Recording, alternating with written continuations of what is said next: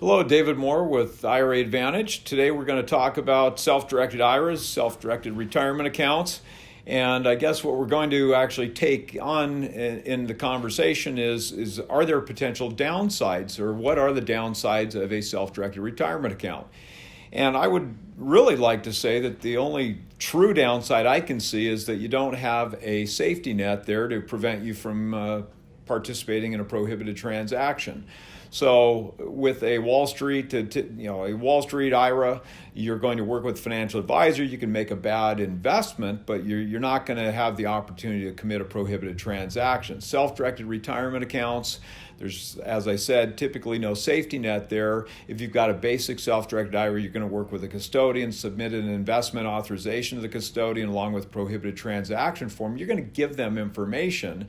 If that information is not correct, you once again have that opportunity. A checkbook IRA, you truly have the power of the pen. So if you want to do something incorrectly, you can do that. A solo 401k plan, self-trustee, it's going to work the same way. You've got the power of the pen to make an investment, so you've got to be diligent every time you write a check that you understand what that thing's for and it's truly for an investment, and that the uses of these investments also don't fall outside and allow you to commit a prohibited transaction.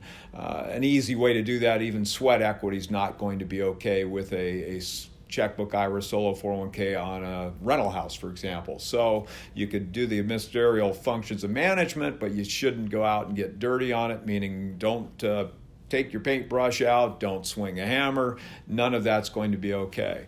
So once again, if you've got a Wall Street IRA, worst you can do is bad investment. A checkbook IRA, solo 401k, you can really commit a prohibited transaction. So you've got to be diligent to do the right things.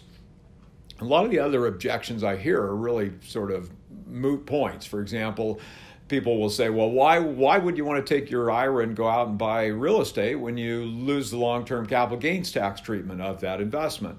Well, yeah, that's true, but anything you buy with a retirement account, you're not going to have that long-term capital gains tax treatment anyway. So it doesn't matter if you're going to self-direct it into real estate, notes, whatever it might be, versus keeping it in Wall Street.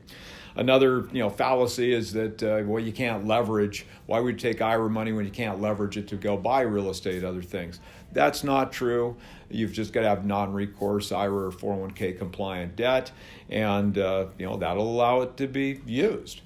With IRAs, keep in mind that any income or gain attributable to other people's money is going to trigger some tax exposure, so you need to make sure you're working with tax people that are going to take care of it.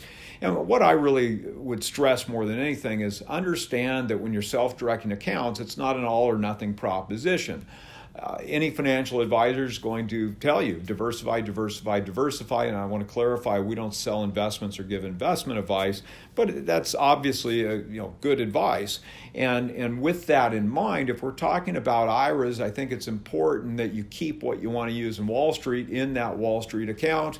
Move only what you want to use in the self-directed account. Therefore, if you commit a prohibited transaction on the self-directed component, all the Wall Street stuff still isolated from it, as opposed to, let's say, creating a checkbook IRA, moving all the money into the LLC account, opening a trading account in the LLC account, then that's encumbered with everything else you've got going on. So I think that's really important to understand, and keep that diversification there, keep it segregated so it's protected.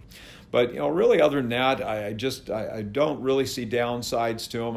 I see lots of upsides. I've seen lots of great successful investments made from our clients through the years.